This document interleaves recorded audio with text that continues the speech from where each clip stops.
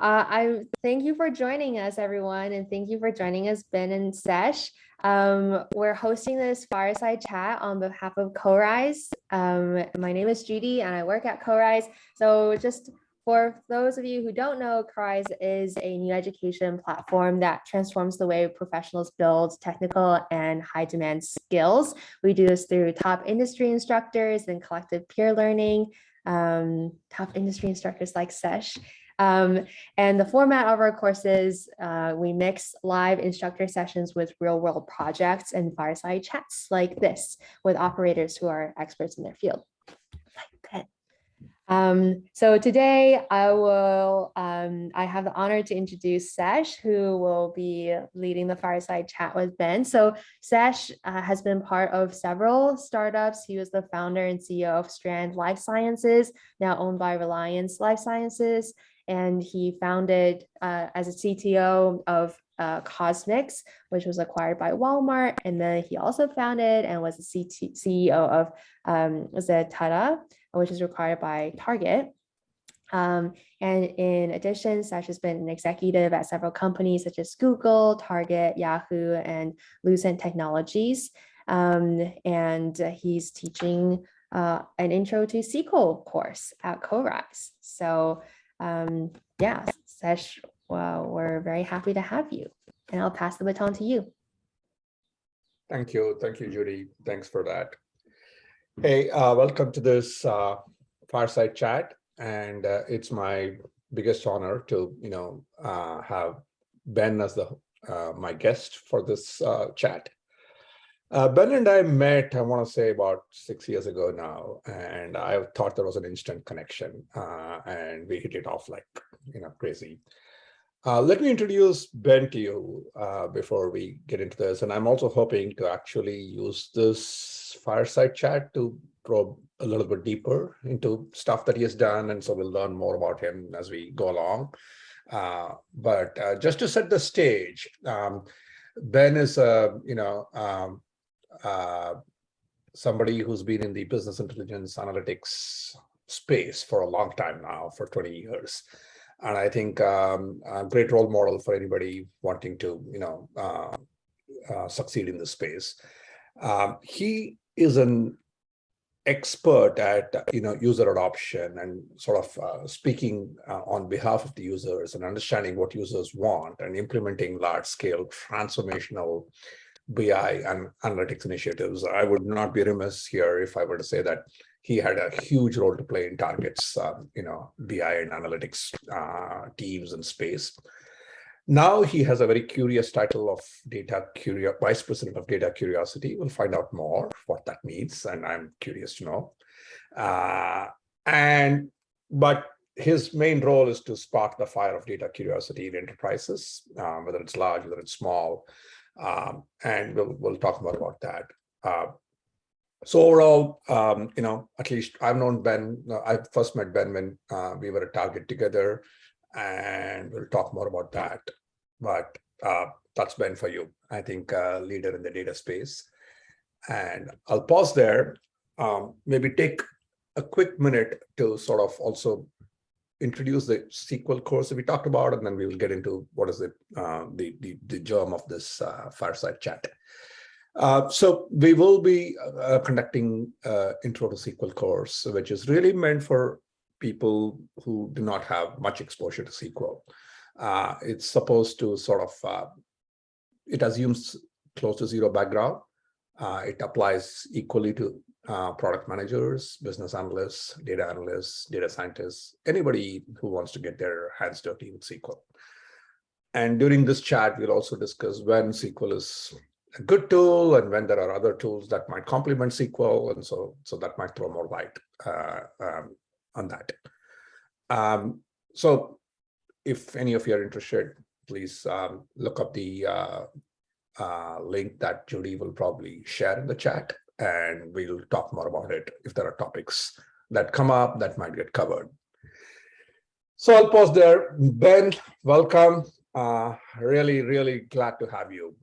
Actually, let me start you off, if you don't mind, with just tell me a little bit more about what you do at Domo and how you came up with the title.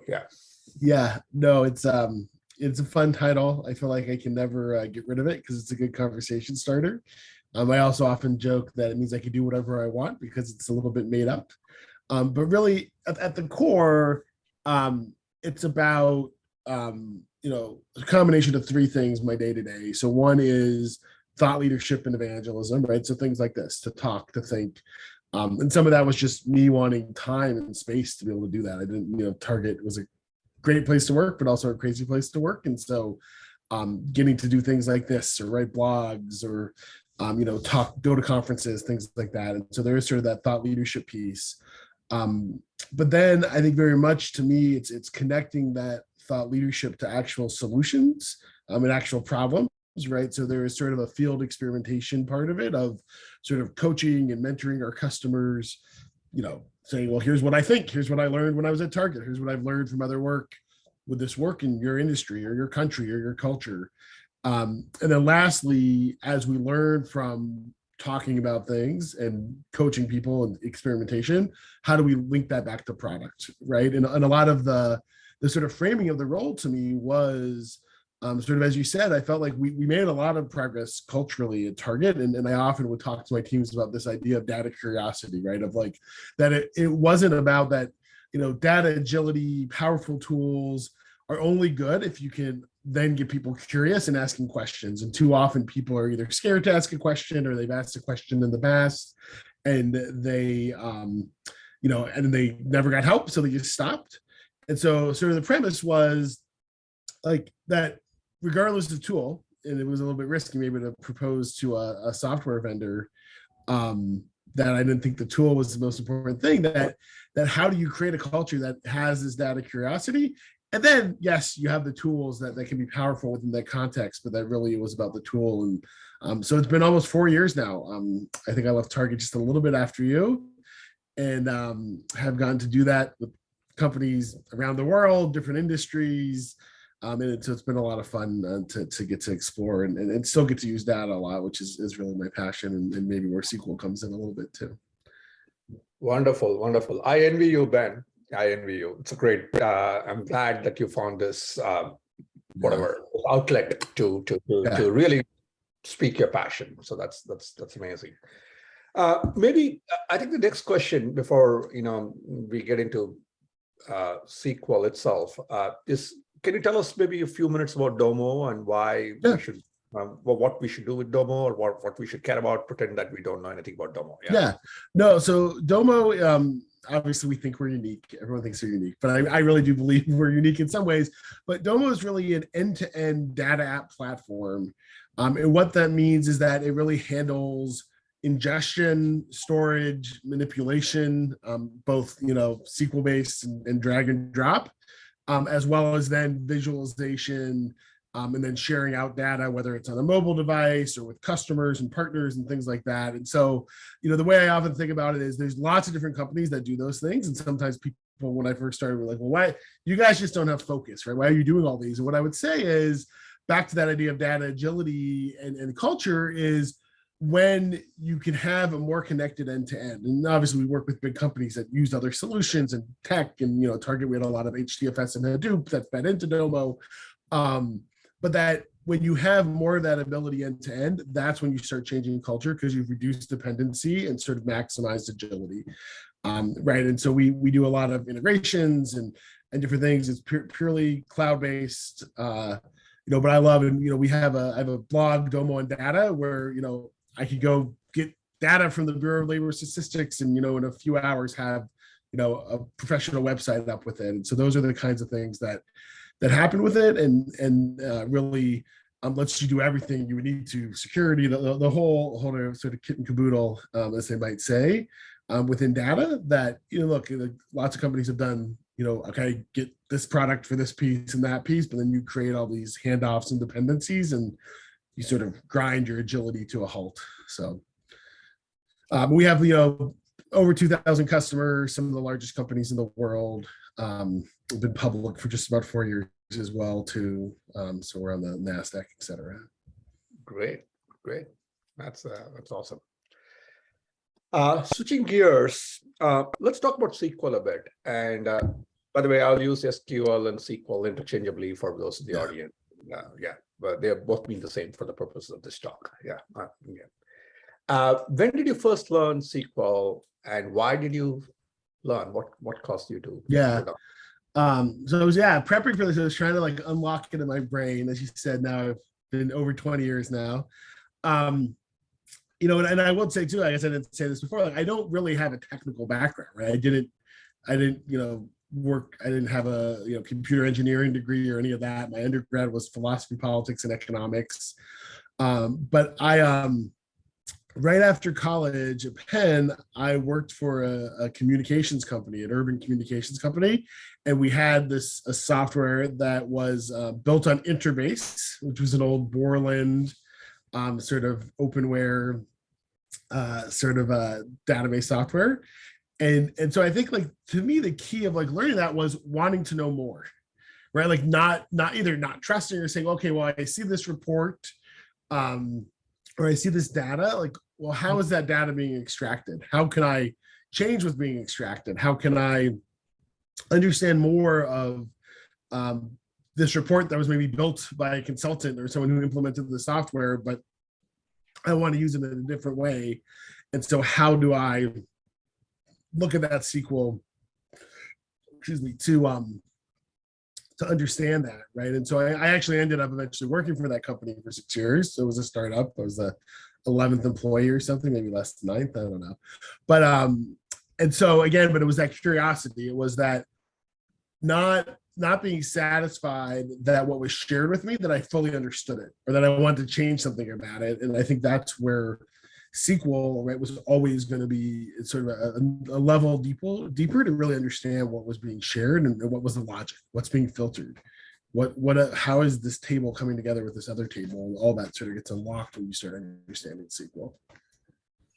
Got it.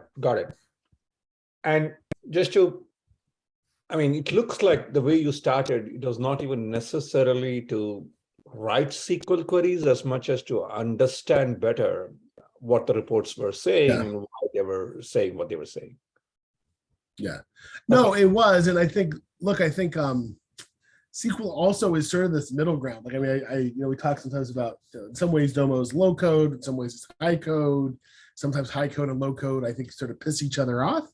But SQL can be that bridge. And it was definitely a bridge for me at the startup where I was an engineer. I wasn't going to be going into VB or wherever to code the front end. But SQL or sort of procedures or views or whatever, like I could use SQL. It was sort of this place where I had a little bit of power to translate between those really high-tech engineers and the business need. And as a small company, but really any company, right, you want that agility, right? Like, why should I have to go back to a scarce engineer to make a change if this can be driven off of a view that I can write SQL and all of a sudden it changes what the experience is for the user, right? So it was both sort of that curiosity and also like almost like a translation layer or an agility layer for me that meant I was less dependent upon those engineers, not because I didn't love them, but because I didn't have enough of them, right? So I didn't want to constantly go back and say, well, make this tweak, make that tweak. Got it. Yeah. No, I mean, that makes a lot of sense. And just sort of building on what you're saying, what were some instances where you really felt the power of knowing SQL in some ways, or you found how that unlocked maybe in others some hidden powers? So can you talk about a few instances where you felt it? Yeah, for sure. And look, I think early on, again, like when I was working in Interbase and then MySQL and SQL Server as well, a lot of it was also, again, like this layer of whether it was a stored procedure or a view, where, I remember, who knows, a lot of them are probably retired. I remember working with the Colorado Bar Association around how we fed stuff out of our system into their accounting system for like deferrals of dues, right? Like you pay dues and it gets deferred over 12 months and it moves between accounts. And just a lot of that logic wasn't necessarily in the core code. It was in a view or stored procedure. And so therefore I could talk to the accountant who wasn't an engineering person and say, how should this work? How does it work to use this deferral? What, how many periods should it be doing? How should it be calculating this? And then go and look at the SQL and say, oh, well, it's actually it thinks this is 24 months, not 12 months. Let's change this date, or let's change the logic here. And having that, I think the other one is one of my very first projects at Target. I was in property management finance when I came in. And so we were trying to build a regression model to forecast the energy bill for every store at Target, right? And obviously temperature has something to do with that. Heating degree days, cooling degree days, a lot of history. But I think at the time, it might have been moving into a SQL Server database, but I had sort of some examples in Access, right? And so Access used to have, and I still really like it, like, right, like when you were building a query in Access, you have the drag and drop, and then you could say, switch to the SQL view, and it would tell you what was going on. So then, I slowly learned, I could do that. I could go, paste this query into SQL Explorer to try to figure out what was going on. Even again, like if I know, okay, here's this table that's being queried. If I go into SQL, if I go into like some sort of query explorer tool, now I can say, oh, well, what else is in that table? Because this person made a certain set of decisions with their SQL to say, well, I only want these. Well, but what if I needed, city, or I needed zip code, or I needed something else to make my model better? And SQL was sort of the window to let me do that without, again, having to have all this back and forth. And it could leave. I mean, you could unlock that, like, oh, we're missing this column altogether, and that goes to a data engineer. But it sort of was that middle ground where I could investigate and build a model that more accurately, forecasted energy bills for Target. And actually, I think it ended up leading to an accrual. So maybe all my SQL stuff goes back to accruals at some point. But yeah, I think it was those kinds of things to be able to, right, both see what was going on, but then also quickly figure out what else was possible within the data, because I had access to, the underlying table, or what someone left out sometimes is as important as what they put into the SQL statement. That's super to hear. Let me share a little bit, just to sort of bolster your point, Ben. Yeah. I mean, I kind of come at SQL from the other end, diametrically opposite end, right? So, which by that I mean I built, the database management systems. I built main memory databases. I built other databases and various components, and I've done research on, how databases behave. So my first 4 years of my life, was during my PhD was all of that, and then I went out into the real world and I started meeting people, like you, who would come and ask me, hey, I'm using this, whatever, Fox Pro something, Borland something, something else, something. And so one second. Yeah.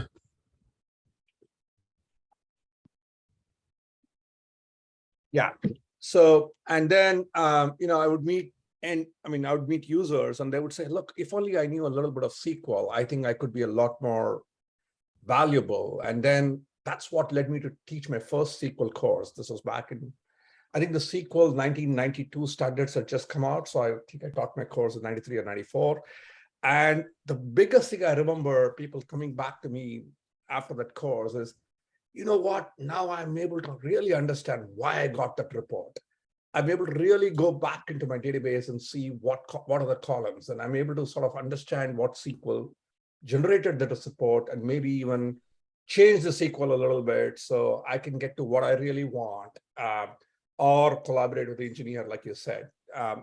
So I think that partnership between the more technical folks and the more business folks, I've seen it get enhanced so dramatically. And even at Target, I think we kind of saw it multiple times, Ben, when, I would say we were kind of one layer removed from the real business people, the merchandisers, if you will. And, they would love to they're sitting in a meeting and all they want to know is, hey, can I know how much my product sold last month? I mean, this is a very simple question. Yeah. And I can't get to that answer real quick. I'm not saying they should construct a SQL during that meeting, but the very fact that if they had known SQL, they could have prepared a little bit more. They would have a bunch of SQL scripts ready. Maybe they could activate it. Yeah. And of course, there could be other low-code approaches to this, which is also which could be the more apt thing. But anyway, so the bottom line, I just wanted to sort of plus one on your comment that this could be a fantastic tool. Yeah. Yeah, it's a balance. There's sort of, I think, a little bit of an urban legend that like, well, all buyers at Amazon need to know SQL. Maybe not all, but again, I think the beauty of it too is something like a copy, right? Like the whole and that's very much a common, open source or code blocks or like build like I can take what you've done, I can easily copy it, and then I can tweak it for my specific needs. And certainly a lot of what we did, even before Domo at Target around, the automation portal that we created with Jason Lauer, right, was now I have this powerful SQL. How do I inject it into a more automated, controlled environment that lets it run in a responsible way? Because that's sort of that's also the nix on it is like, if you don't know all those other pieces, like just, am I going to come in people made a lot of money probably being paid to come in on Monday morning, click a run SQL, export it. And so like, it's not just the SQL, it's connecting it to those other things as well that make it more scalable and usable for like a buyer at a meeting or something. Cool. So natural question that comes up then is, and I'm sure you face this in your life, and you have you've managed and you've sort of partnered with a lot of other analysts, is how do you sort of think of Excel and SQL? And there are obviously similarities, there are differences, and when would you use one over the other, and what does one require? How is one different? Yeah. No, and depending on how advanced you are in Excel, right? I think like you start overlapping some. Obviously, you have an if statement versus a case statement, or a lookup versus a subquery or something like that.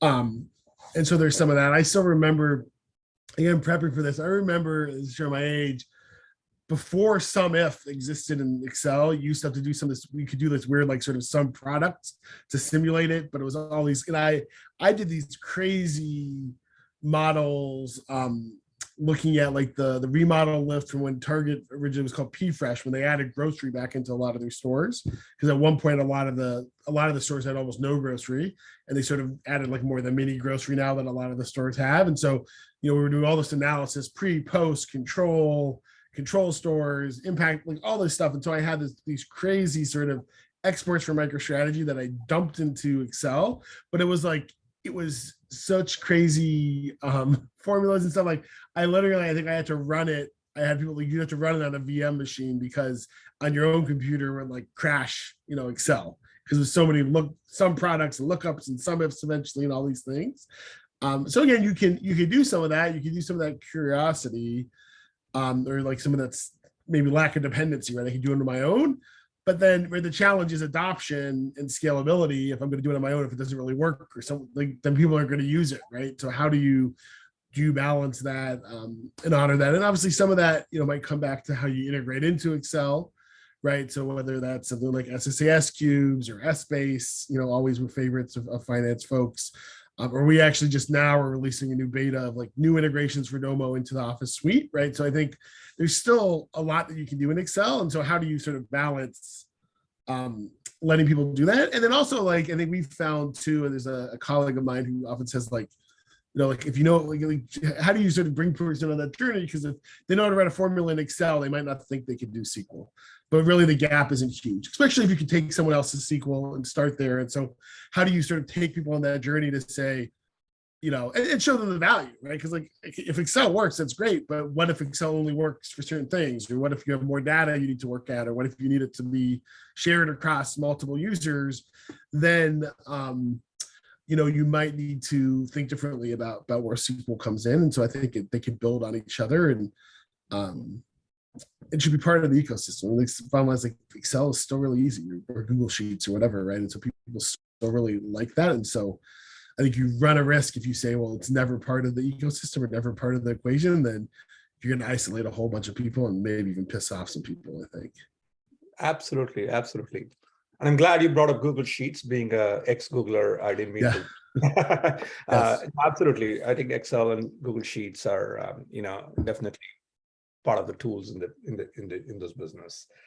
So the one thing I do want to mention, as Ben was speaking, I got reminded of is, SQL is about 50 years old, or to be very precise, I think maybe 40, 48 or something like that. But it's amazing that a language has survived for this long and is still so dominant. So I mean, it's been called actually in a geeky way. It's been called intergalactic data speak, almost suggesting that if galaxies were to communicate with each other, that's now. I have to be honest, it's not necessarily the most elegant language. It's not necessarily the most principled language, but somehow it's kind of caught the fancy. It's survived.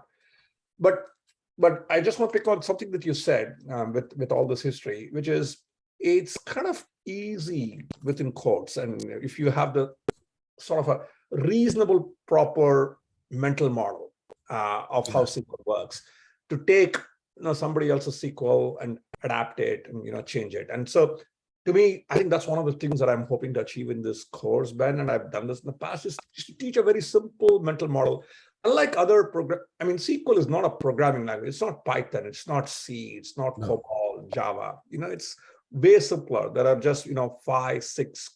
There's like select, from, where, group by, having. Something like that. With this, you can pretty much do a lot of damage. And you just have to know that there are only these 5 or 6 things, and how do they relate to each other. So it's like so once you have a reasonable mental model of how these relate, it's not that hard to make some progress. And one of my challenges, Ben,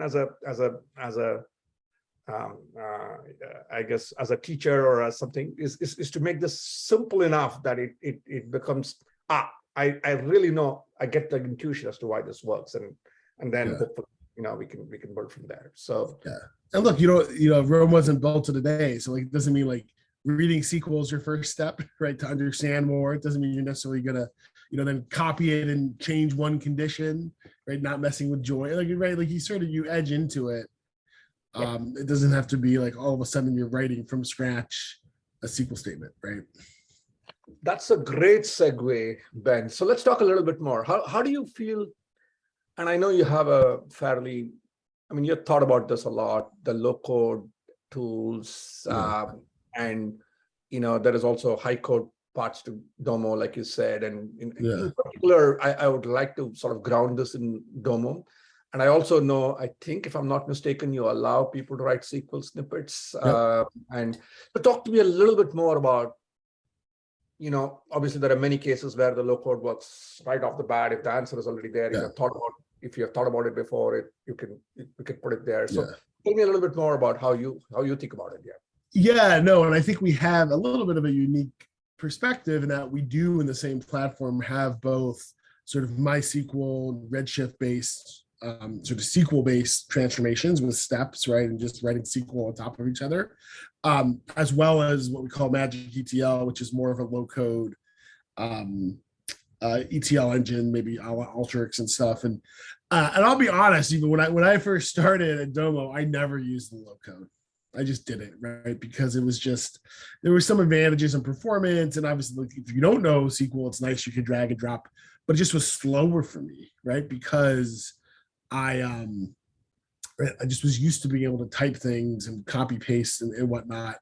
And so one of the things we've seen is we have sort of over time, probably the last couple of years, started to inject bits of SQL in there, right? Because we have these diehard users who say, I'm never going to move from a SQL-based data flow to a Magic-based data flow because sometimes it's for legitimate, like I can't do this one thing, but a lot of times it's more just the cultural piece of it, right? So, things like we added the ability either in a group by or in a filter or adding sort of custom fields to do one, like you said, snippets of SQL, right? So I could do a case statement.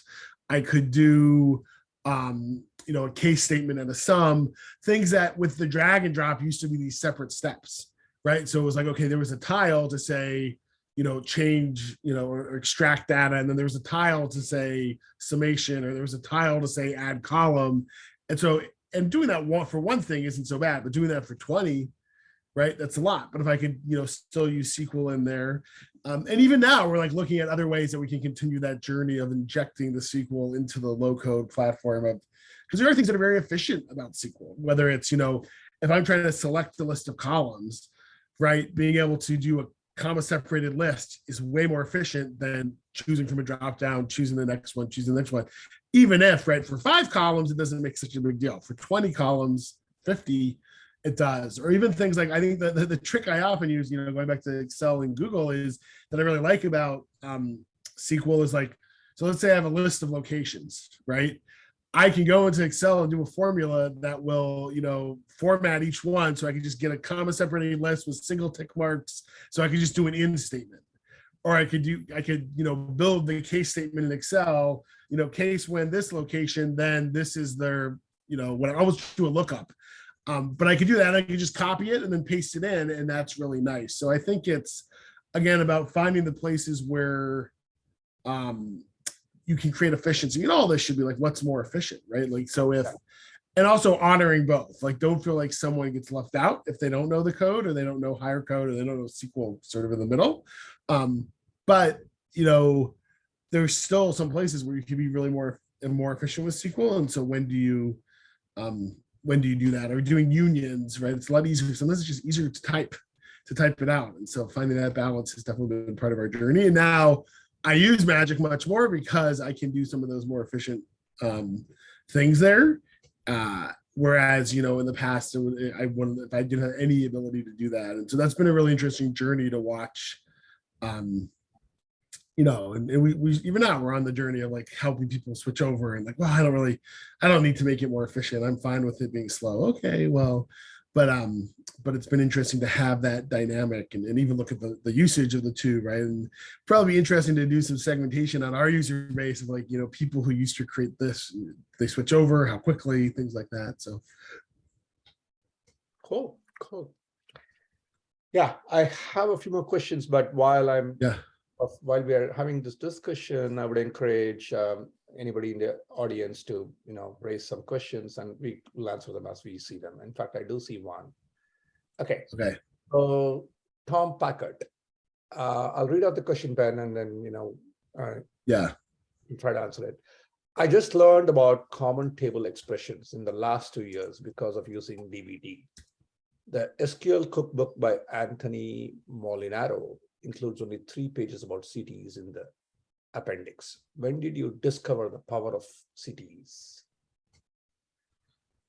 And I think a CTE is probably similar to width and some other things, in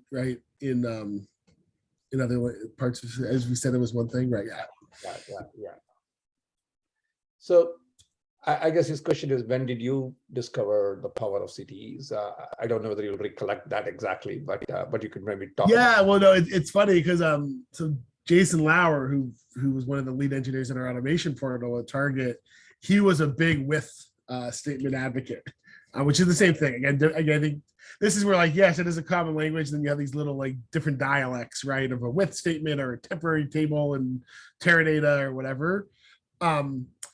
I think it is powerful to sort of isolate some of your logic, right? If we think again about like, I might understand all these joins and all these, even like a lot of times maybe the alternative would have been like subqueries, which might make sense to me, but like having either a CT or a width or something that you're stating at the top lets me sort of organize some of my thinking, which both helps me maybe change things in the future. But then also, makes it easier for someone to understand. I also think sometimes, like if you're trying to sample data or you want to test something, like a lot of times you can sort of, or segment, a big chunk of data. Those CT or the width statements could sort of be, because they essentially become another filter, right? So if I have a CT this is the list of customers I want to go after. These are, whatever demographic of 18 to 22-year-olds in the Oakland market, whatever.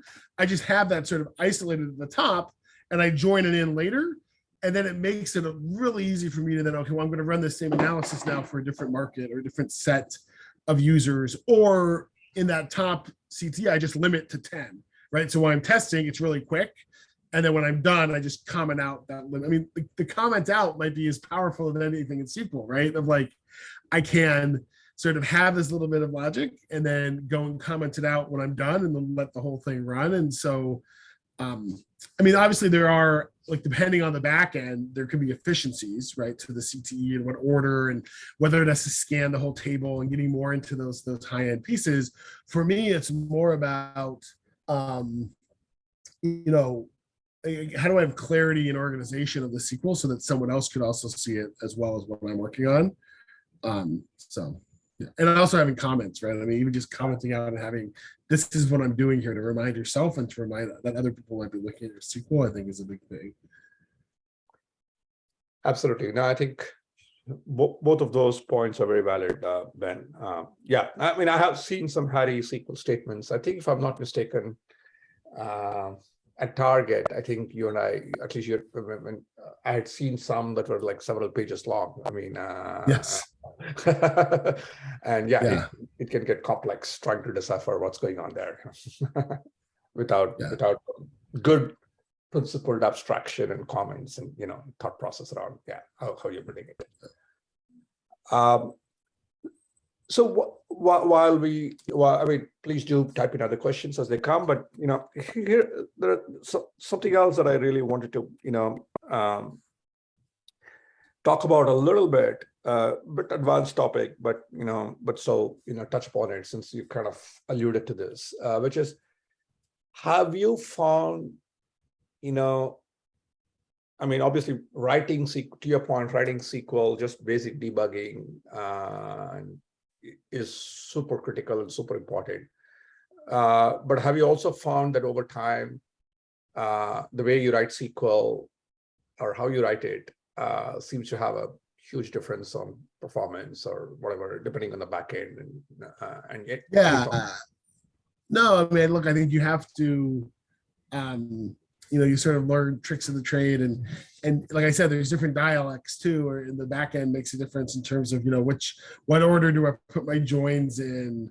Do I join the smaller table first or the larger table? Do I use a CT or a width first to sort of get it smaller? In some cases, is a subquery more efficient than a join, right? And I think some of that comes with, obviously some of it's documented, a lot of it's out there. Like if you Google well, what's the best way to do this? And that's obviously part of sort of the communal aspect of it. But I think some of it goes just back to like a tinkerer at heart, right? So how do you make sure you're trying different things, or again, try something small, right? Like again, like if you think about just the idea in any system, like the idea of limit, right? I could just type in limit 10, and magically it's just going to make everything go quick so I could test it, right? Like that, just whatever, 15 characters or whatever. And so I think knowing some of that and then going back and figuring out, okay, well, what is more efficient? And and look, different systems now have different JSON parsing, or repivoting, unpivoting, parsing out just comma separated fields. And so I think some of that also becomes like, are there specialized functions in a Snowflake versus a BigQuery versus Databricks or dbt or whatever. And so I think some of those are just figuring out what those are. So there are nuances, right? Both in terms of syntax, and even we do a lot. In Domo, we have sort of a federated option where our visualizations can query the data at rest. And a lot of that work is not really about, it's not technically complex, it's just translation, right? It's like, okay, in this system, this is how dates behave, or this is how the syntax they use, on a where clause or whatever. And so there's different dialects that can make a difference, but you sort of learn them over time. And again, Google is the best friend, right? Being able to find other people who've done this and then go from there. Right. No, absolutely. I've found, I mean, to your point, the communal aspect, I mean, this day and age, pretty much you could type in any question as it comes to you naturally, and Google will get you a reasonable result fairly quickly. I want to touch upon one other advanced topic, not directly related to SQL, but it's kind of a frustration that seems to build up, especially for people who are not engineers. And we're not here to explore solutions, but I just want to point that out, which is, how do I find where my data is? Or there are just so many tables that people have created, and I really don't know what table has what, or how these are related, or how this got populated. Can you tell me anything about what you have done in the past regarding this? Any experiences you have building products, tools? Yeah, no, and I think I think the topic of observability and data catalogs and those things is pretty hot, and there's a lot of companies that have like pushed into that space exclusively. Um, I will say I think sometimes look, you can try to everyone wants to be diligent and you can try to clean things up and have technology is not always the solution, right? Like I think at the very early days, before we even built data cataloging software in house at Target and other things, we just had like a SharePoint board called "Where is data for?" Right? It was for anyone. It was for an engineer. It was for a business person. People could go, "Hey, do you know how I know if there's a Starbucks at a Target or not?" And one person would say, well, I get in this table. And they'd say, well, oh, that's only accessible for certain people. Here's a more public version. Or someone else would chime in and say, well, that hasn't actually been updated in 2 years. And look, of course, would you rather have accurate data and moving towards automation and transparency and cataloging and all that? But I think having some of that social components there, I think a lot of different systems now will do like ratings, like almost like Amazon ratings, right? So we did that at Target and some of the other catalogs where it's like, do I trust this? Who trusts this? Who's found this useful? How do you do that? I think the other thing that I often did a lot of at Target and I encourage our customers on is like use the data, the engagement data to also tell something, right? So maybe there's a lot of stuff, but if I know I'm a buyer and I know who's looking at what in Domo or whatever platform, and I have data from Exchange or from the HR system of who's in what area, I could bring that all together so I can say, hey, I'm a buyer. What are other buyers looking at? And here, hopefully find it useful. Or what are other buyers in my category or in my region or in my country? And so I think using data to highlight that helps because, again, you're never going to fully solve that problem, nor do I think you want to stop people from creating data or trying different things. We also do a lot in Domo, like how do you think about certification processes and things like that would tell me, because I want someone to explore, but I also want to know when I'm looking at someone's like whim and exploration versus like an official finance report, right? So how do you make sure you can honor both? And I think too often if you try to swing either way, if you swing to everything should be wide open or everything should be locked down, then you're leaving a lot of value on the table somewhere in the middle. Yep. No, that's a fascinating topic, and like you said, fascinating social problem too. To some extent, right? How do you sort of allow people to innovate and create and experiment? Yeah. So you're not overly constraining what is getting created, Yeah. but at the same time, how do you sort of? It's a great So, topic. We've had customers too, like look at right, can you use machine learning and other things to say, okay, one, identify either bad data or potentially, okay, I'm fine with you innovating until you bring in PII, right? And if you imported PII by accident, I want to lock it down, I want to get it out. So can you use machine learning to look through columns, look through data, and identify, hey, this is a potential offender that you quickly sort of solve and say, push the person in the wrong way or stop it versus, just saying no one can bring in any data, then you're just pushing everyone to Excel. They're probably doing the same thing, you just have no visibility to it. Cool. Once again, I guess folks on the call just wanted to sort of give you a little bit of glimpse of the variety of topics that we could discuss here. So if you have a very basic question about SQL, don't hesitate to ask. Any question is fine. We are here just to evangelize data curiosity. I know, and SQL is one medium we have chosen, and like Ben has articulated, it's one of the mediums. There are other mediums, but in this talk, we're kind of focusing on SQL. So anything, any question, however basic is fine. If you are having some trouble with something or the other, please raise it. But we will keep talking. Everyone can post their favorite join. Yeah, maybe you can inner join, outer join, left outer join. You can give us a very complex SQL question and say, do you guys know what's going on here? Did I see something? Okay, I do see one. How can one use SQL data analytics in recruiting? I can, Ben, you want to take a shot at this and then I can add on? So I guess is the question, AM, is it about sort of how to, because I think there's two ways to think about that. One is to do the analytics around recruiting and who you're recruiting. And I think there's also like the testing, sort of like how do I figure out if someone understands SQL enough? Because again, I don't think you need to test.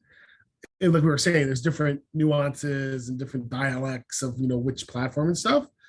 I think to me, it's like can someone read the SQL and even more so, like I almost would say, like, read the SQL and tell me what problem you think they're trying to solve.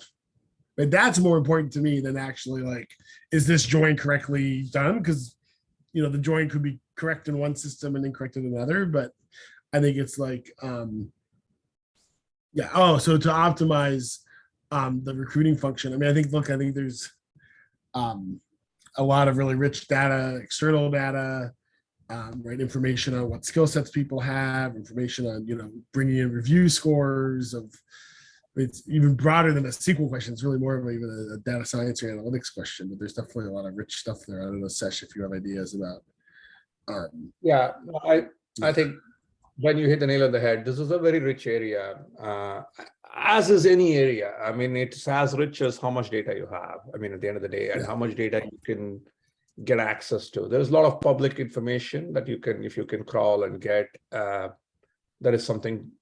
I mean, that's sort of one set of data. Then there is private data that's specific to your organization that you have collected over time. But it's really a data science problem. SQL obviously will help a huge deal in understanding whatever. I mean, we can frame many questions that are interesting if you had this data in one place. I'm very sure. I think so. I mean, elevating this on a very high level, the first problem is to collect the data, whether public or private. Build the right sort of set of tables and schema, making sure that you're not dropping any information. Then, yes, you can use SQL and analytics to sort of understand the data better. And then you might actually build machine learning models and so on and so forth to actually optimize, quote unquote. So that's usually the life cycle of any data problem. I mean, collating, getting the data, optimizing the storage and, data models, using SQL to do ad hoc queries and and then machine learning models later to actually build predictive models or find other patterns that might be elude simple SQL queries. Let's put it that way. Yeah. And I believe there are companies that are doing this. Eightfold.ai is a company that comes to my mind. But I'm sure there are many companies that are actually trying to do this in the space. Yeah. Great question. I think at the end of the day, it might be like, how does, with any project, right? Like there's that whole life cycle, but does SQL make it easier for me to have that conversation with someone who really knows, or talk to the recruiter, or think about pulling the data in different ways, that gives new insight that we might have missed or makes it more valuable for people. That's sort of, I think, that where SQL maybe comes into it, less than there's all those other pieces that have to go into it as well.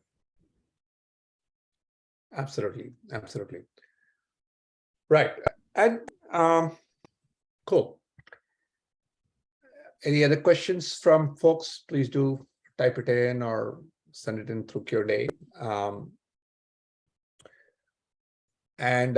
So Ben, as we are talking, the one thing I'm just curious is, where does Domo fit in typically in organizations, and just curious, what are alternatives people use? And so, we talked about Databricks, though. I mean, just for the benefit of the audience, there's Databricks, Snowflake, and other things that are kind of deeper down in the stack. And yes.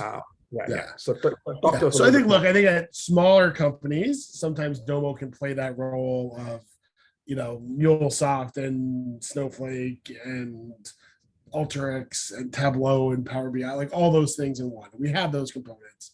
I think the reality is at larger companies, right, you're going to sort of be balancing different tech stacks and different, things that sort of work there. So I think ultimately what I've seen at Target and others, like I think where we do best is sort of as that last mile of insight, right, analytics, and with that last mile being highly flexible and data agile, right, so that yes, there might be upstream, right? So at Target, it was Big Red and HDFS. Someplace else it might be Snowflake. Someplace else it might be GCP. Someplace else it might be Azure. Um, but if I can at a certain scale get a lot of that data exposed or imported into the Domo platform so that people can use it for multiple, right? So it's like talk about like sort of the long tail of analytics, right? Not just the big problems that are always going to have lots of engineers, but it's theft protection at Target, or it's dropship vendor management, which are all like important problems, but they probably wouldn't warrant their own investment in engineering, right? And so I think when it becomes sort of that long tail where questions that maybe weren't worth going into a backlog and putting in justification and needing budget for, but still could be helpful. You could ask more questions, you could be more curious, you could try things out. That could lead to some project in Snowflake, right? Or some project somewhere else. But if I didn't have that easily accessible, whether it's SQL or otherwise, sort of last mile, I never would have found out, or I wouldn't have even asked the question because it's not worth even a day or half a day of a Snowflake engineer's time or a BigQuery engineer's time. And so I think that's where we often fit in. And end of the day, like, and it's a hard thing to pull to sort of prove out beforehand, but like people use it because it's user friendly, because it's scalable, because it's intuitive. Like we could have a long debate about whether Looker plus GCPs plus DBT plus what Databricks, like those are all great tools, right? And yes, can I get them to work together? Of course I can get them to work together, but if it's not as agile as I want, and if at the end of the day I'm not getting someone who's not technical to use the data to drive the business, I have a slide sometimes I joke about, like if a report falls in a forest, right? Like it doesn't matter. So ultimately, like that's what we're about, changing the way people use data in an organization, making data work for everyone in an organization. Because too often, there's a colleague of mine, Mohammed Asser, he's looked at a lot of like different LinkedIn data and things. It's such a small percentage of people that are data scientists, data engineers, and then maybe a little broader with that's, maybe no SQL or sort of like analyst in the business, but it's by far the majority, probably more than 70% of any group of employees that are touching the business are not going to be that persona. And so how do we make data work for everyone, whether they're a data scientist or not, whether they're working on the top priority or the 100th priority, data can help the business, drive things. And so how do we make that shift for people? Nice. No, that's wonderful to hear. Yeah, no, that I think that gives hopefully a lot of perspective on. Yeah, and in terms of, I guess, what are some plans that you have shared with others about what you see coming from Domo in the next few years or whatever? Yeah. No, I mean, I think there's obviously lots going on, sort of all under this banner of making data work for everyone, of this idea of sort of building data apps. Some things that I've sort of been excited about, we've been doing, we have coming out of beta now, sort of a full Jupyter notebook integration. Again, like back to this idea of high and low code.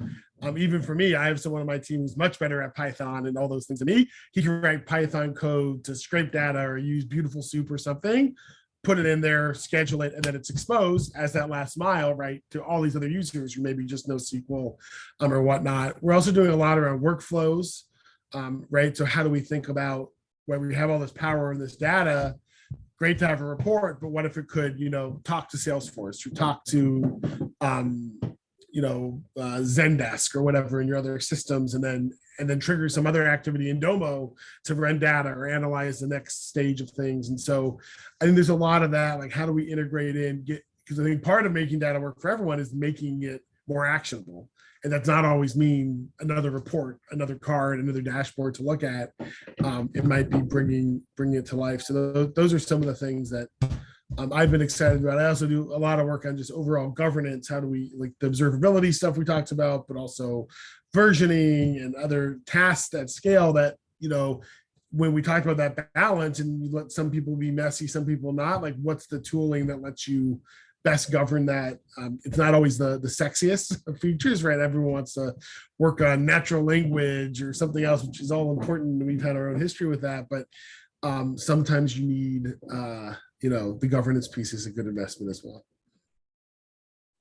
Absolutely, absolutely. That's And even yeah. more SQL and magic. We continue to look at like where's that balance, right? Of bringing SQL into the low code too. Cool, cool. I think we're kind of getting towards the end of our conversation. So would love to hear if somebody has any other comments, but otherwise we'll kind of Judy, did you want to add anything more? Do you want to remind people about anything? Yeah. Sure. So yeah, thanks for the really insightful conversation, Ben and Sesh. So just a reminder, Sesh is teaching an Intro to SQL course. I put the link in the chat already. And otherwise, we will send out the recording in a bit, probably later today, for those of you who want to watch it again. We have Awesome. a long holiday weekend. I mean, what could be better, right? Exactly. Some light, patriotic listening of how can we make data better. Yes. Great. Well, thank you so much, Sesh and Ben, again for your time, and we will be in touch soon. Thanks, Thank everyone. you. Okay, Bye, thanks, folks. everyone. Bye-bye.